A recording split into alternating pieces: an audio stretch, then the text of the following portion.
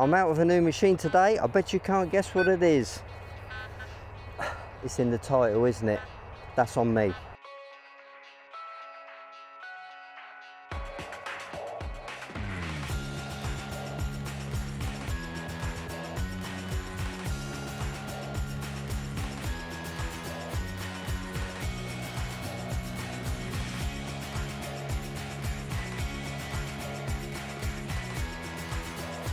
Today I'm out with the new Minelab Vanquish 560. Now this is the first time I've ever used this machine. I've literally peeled the cover off the screen and switched it on. So let's get out into the field and see if we can sneak out a few targets. So here we go then. I am in the park program, factory defaults. Should have charged it up a little bit more, as you can see on the battery there. Factory defaults. So what I'm going to do here is just open up that top level, so I'm hearing the iron as a low tones.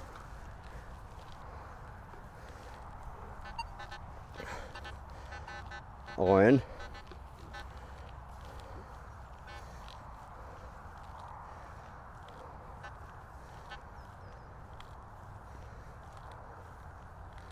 I'm trying to mimic what you'll be doing with your first metal detector. You'll be just really getting a feel for the hobby. So this is probably what you will be doing with a machine of this caliber. You'll be just coin hunting, just searching for general odds and ends. 13. Okay, quite a low number, but we'll have a look. What's the pinpointing like? Just draw it back. It should be under the front of that coil just there. Now I just point out that there is a lot of junk in this field. It's very much like searching a park. You've probably seen it on previous videos, so you know, don't be surprised if I don't come up with ring pulls and foil. It's a piece of foil, quite deep though, wasn't it? Excellent. 10 sensitivity levels on this machine, so you can get it right quite easily. Quite a nice clean sound. Oh no, more foil, but having said that, it was quite deep foil. As always fill your holes in properly, make it look like you've never even been there, and that'll recover nicely. Well, that foil was a mid-tone, wasn't it? And this Vanquish 560 has got 5 tones, so I should imagine those coins will be that lovely high peaky sound.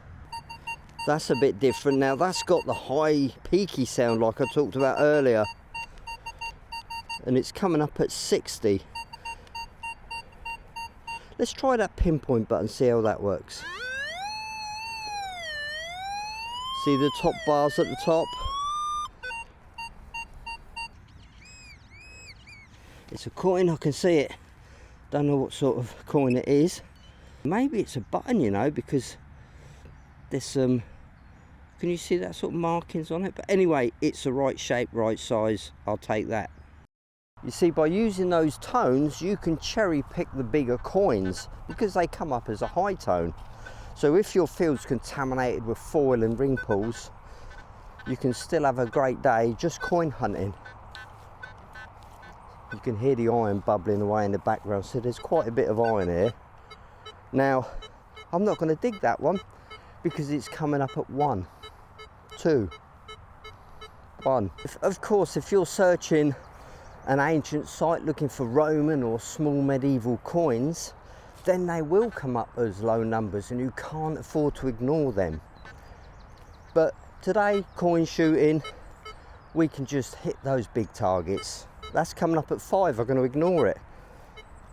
Talking about Roman sites, this is the Vanquish 560 Pro pack, and it comes with 2 coils, the VX12 and the VX8, which is a little elliptical coil.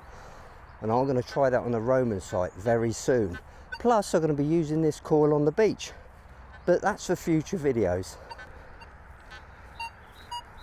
Oh, yeah, look at, yes, 84. So just draw the coil back and it's just there.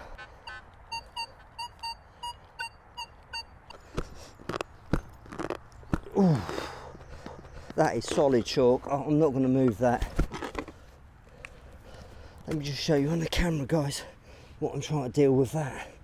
Can you see that white stuff? That is solid chalk. I don't think anything would go below that. Oh. It's out anyway.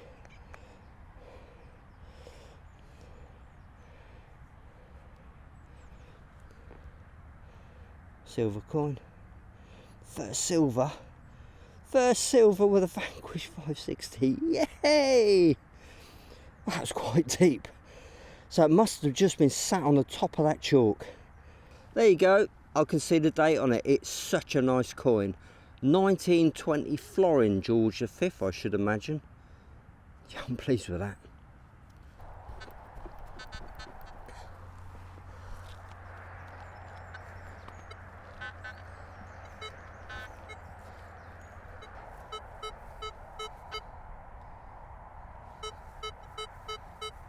Too low.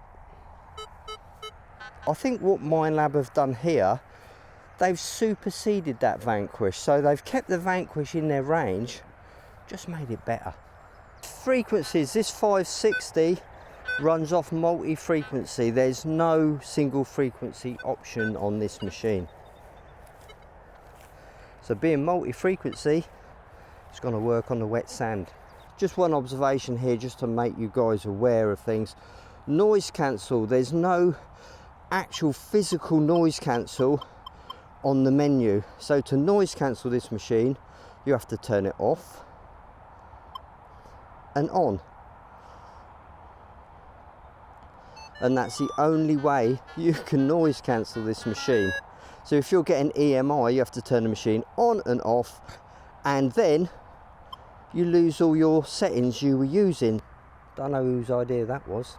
On this menu here, there is a user setting. So if you make any adjustments, just remember to save it into the user setting. So if you do have to noise cancel, you don't have to go through your settings again.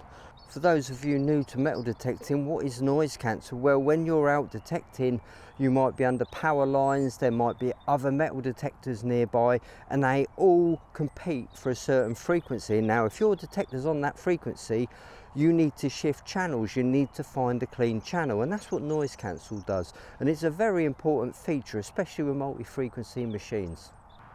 Turn it on by pressing the middle button, and it runs an automatic noise cancel. There you go. And if you live in an area where you've got mineralized ground, you use this plus button, hold it down to ground balance, and then it'll make a ground balance. Keep it held down until the number becomes consistent, and that's it. That's your machine ground balanced. That's the high tone we've been looking for.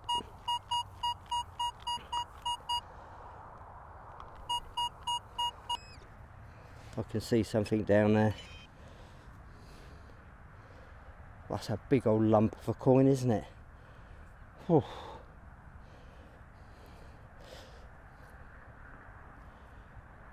No idea what it is.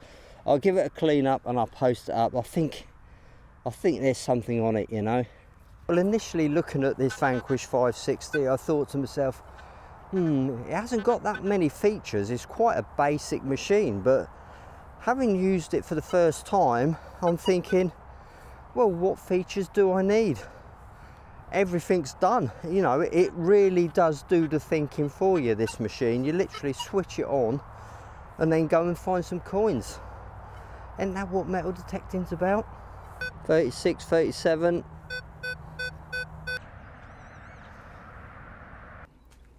There you go, Minelab Vanquish 560. Your key to success. Here's a signal, take a listen. Would you dig this? High numbers, low numbers. 70s, 80s, it's all over the place. Personally, I wouldn't dig that one. I don't think it's worth looking at, but you're saying I should. Okay, let's take a look.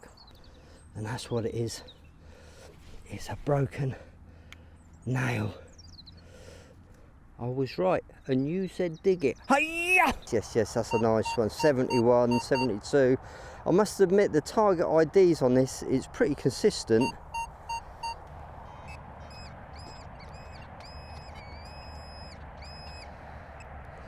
See what it is. Yeah. Oh, there you go. The smallest cogs turn the biggest wheels. I'm full of them today, ain't I? Did I mention the 540 was fully submersible? Well, it is. So that's just about it, my short run out coin shooting with a Vanquish 560. What do I think of it?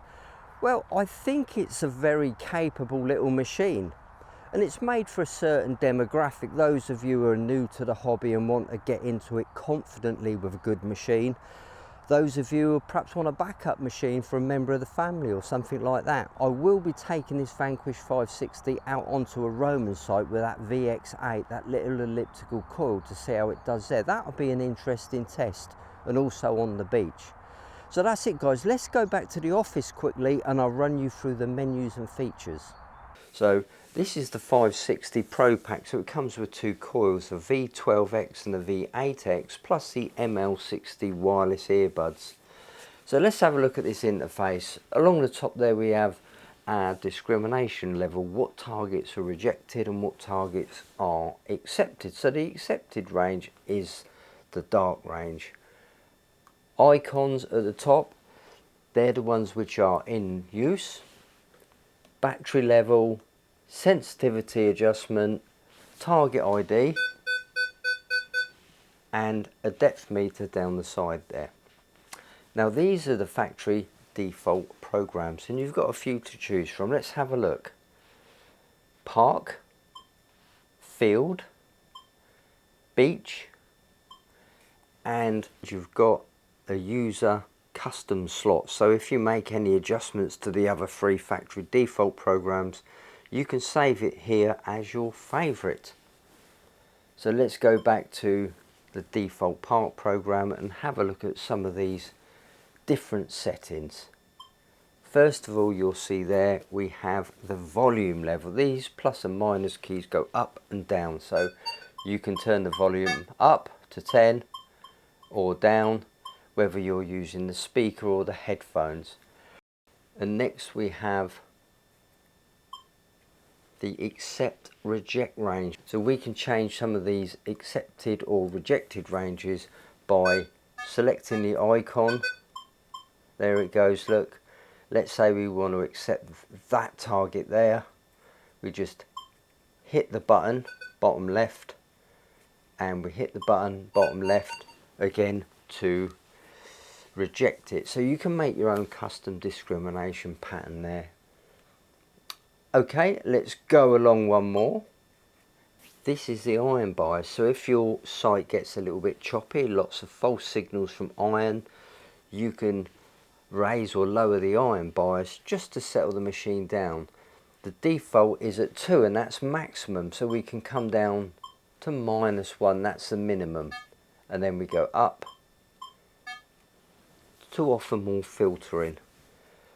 Personally, I'd aim as low as possible because then you can get some of the targets a lot closer to iron. It gives you a bit better performance. Let's go along one more.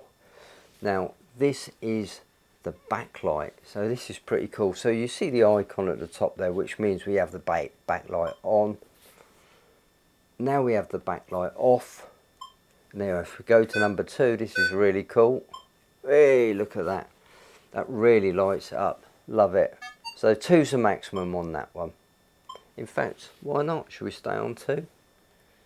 Okay, one more, and if we hit the plus button, flashlight on, and that's a pretty good flashlight, isn't it? On, off. One more, and that is the vibration of this handle. So you heard it vibrate there. So when you get a signal, the handle will vibrate. Off. one more, and we have the headphones. This is where we pair our Bluetooth headphones. And to get back to the detect screen, all we do here is hit the pinpoint button, and that takes us back to the detect screen. So you've probably noticed there's no noise cancel. So if you were getting EMI, you'd have to conduct a noise cancel by simply turning the machine off and then on again, so it does a noise cancel. And what about tones? Well, this 560 has 5 tones. They're fixed, they're not adjustable, and the 460 has 3 tones. So if you wanted to go back to the factory defaults on this machine, all you do is start it up, press and hold the start up button for a little while, and FP will appear, and then that will revert to factory presets. So other features, if we turn this horseshoe on, we've opened up this top discrimination range, and now we have an iron tone. Now if we want to make this iron tone a little bit louder, we hit the menu there, and we've opened up the volume, press and hold this horseshoe, and FE will appear, and this is where we can raise the iron volume. I think that's probably the setting I'll be using there.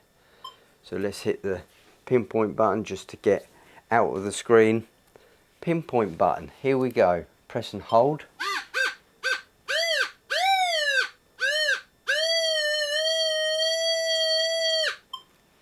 And you can easily dial into a target there.